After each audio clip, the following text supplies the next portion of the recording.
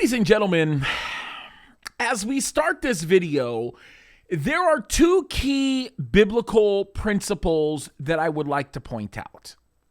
Number one, Satan is all about deception. He is good at lying and so deceiving others that they become remarkably good at lying too. You're about to find out by watching a video that I'm going to show you how good he is at deceiving people and teaching them to be deceivers. Case in point, the person that's going to be speaking in this video, who is a Muslim, if she is a true fundamentalist of the Quran, she believes in lying because her God, Allah, is the chief of liars. Now, that's beside the point. We're going to play this video in a moment. But the second principle that I want you to understand, and this is a very important one, is that when people go down the road of lying, their sobriety is completely gone, which in essence leads us to the next place. And that is the fact that the Bible tells us that in the last days, people will look at evil and they will call it good, and they will look at good and they will call it evil. Now we are seeing that. We are seeing deception at levels like we have never seen.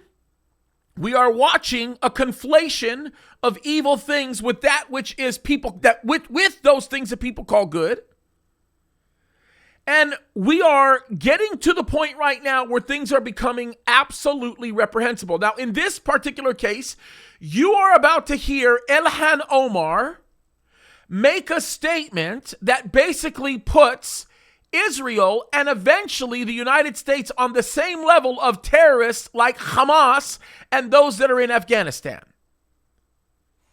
It is absolutely reprehensible what she is going to say, and I want you to hear it because there's a point to be made here. And I'm going to talk about this. God will bless those that bless Israel, and he will curse those that curse Israel. And what Ilhan Omar is doing is reaping cursing upon herself and upon the nation that she claims to love. She doesn't love this nation. She actually hates this nation because her actions show her hatred for this nation. But let's play this clip. Listen to this. It is absolutely reprehensible what she does. Then I'm going to play another clip that I think is just going to blow your mind when you talk about comparing and contrasting here. Let's play this clip. You guys let me know what you think. I know you oppose the court's investigation in both Palestine and in Afghanistan. I haven't seen any evidence in either cases that domestic courts both can and will prosecute alleged war crimes and crimes against humanity. And I would emphasize that in Israel and Palestine, this includes crimes committed by both the Israeli security forces and Hamas. In Afghanistan, it includes crimes committed by the Afghan national government and the Taliban. So in both of these cases. So just so that you know, she is associating, in essence, the United States with the terrorists that are in Afghanistan, and is associating Israel and putting Israel on the same level of Hamas. Now, that's absurd. First of all, let me just simply say that the situation that we have been observing in Israel, I believe, is directly and has and was directly influenced by the behavior of the Biden administration. I think that this is an important notation to make, because if we are going to talk about what is really happening, let's talk about what's really happening. It's the actions of the Biden administration that contributed to the boldness that Hamas felt to do the evil that they did. Ted Cruz puts it perfectly when he says this. Let me roll this tape. I want you to listen to what Ted Cruz has to say about this. And then I'm going to add some comments to this, and I'm going to continue on with what Ted Cruz said, because what he says is dead on the money and it should be listened to. Listen to what Ted Cruz says right here. Iran nuclear deal. The single most important national security decision made by President Trump. Those two decisions set the stage for the Abraham Accords. When the Abraham Accords were signed at the White House, I was there. I spoke with the ambassadors and foreign ministers from the UAE and from Bahrain. Both said virtually the identical thing. Both said, it is now clear to us that America stands unequivocally with Israel. We want to be friends with America. Therefore, we will be friends with Israel. That clarity, that strength produces peace. What did Joe Biden do? He came in and immediately began undermining Israel. He immediately began sending hundreds of millions of dollars to the Palestinian Authority, which is in bed with Hamas terrorists. And he set as his number one foreign policy goal re-entering the disastrous Obama-Iran nuclear deal and sending billions of dollars to the Ayatollah Khamenei, who chants death to America and death to Israel. As a direct result of those failed decisions, we now have hundreds and hundreds of rockets raining down on innocent men, women, and children in Israel from Hamas, funded by Iran.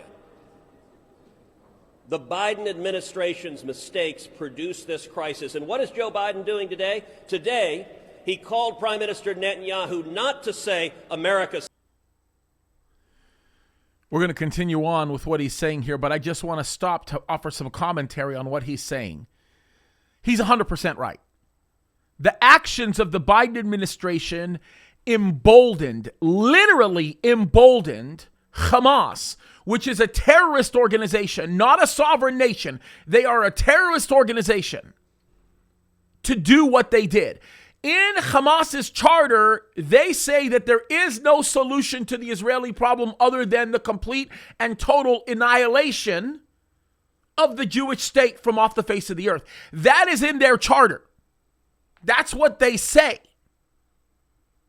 Now that is reprehensible. It's completely unacceptable. Now what the media is seeking to do is the media is seeking to put these terrorists on the same level of a sovereign nation that is seeking to defend itself. And this is exactly what women like Ilhan Omar, ignorant women like Ilhan Omar, are continuing to propagate. This is part of the lies that they continue to propagate, and I think it's critically important that we point that out.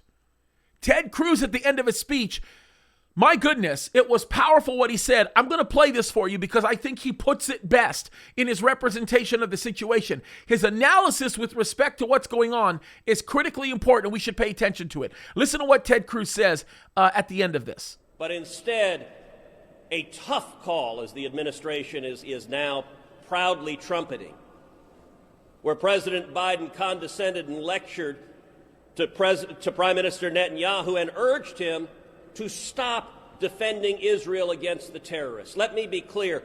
There is no moral equivalency between terrorists murdering innocent civilians and a sovereign nation defending itself against those terrorists.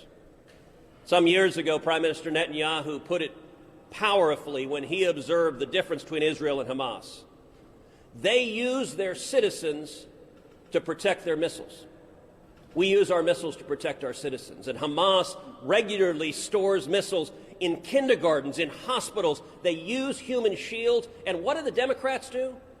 The Democrats act as their press agents. The Democrats spread propaganda because human shields are all designed locating military assets where innocent Palestinian civilians are likely to be the inadvertent targets of any act to strike back against the terrorists. It is Hamas. He is 100% right in this analysis. It is Hamas that continues to use innocent Palestinian lives, civilians, to conduct their military operations. They use them as human shields. They put them in the way of harm, and there are more civilian casualties within the Palestinian population created by the war crimes of Hamas than by the actions of Israel defending themselves from the disgusting evil that Hamas continues to propagate. And I think that the only thing that can be worse than what Hamas is doing is what the Democratic Party continues to do, and people who are sympathizers with the cause of Hamas by defending them through drawing them out to be people who are innocent civilians that are being bullied by a much larger force. Nothing could be further from the truth. And when we start looking at the subject of Israel having the right to defend itself as a sovereign nation, this should be a game ender. There should be a no comment added to this. It should be finished. There should no longer be an issue tied to this. But unfortunately, we have people that are in office, yes, in the United States of America, members of the House of Representatives like Ilhan Omar, who continues with her anti-Semitic, disgusting anti-God rhetoric.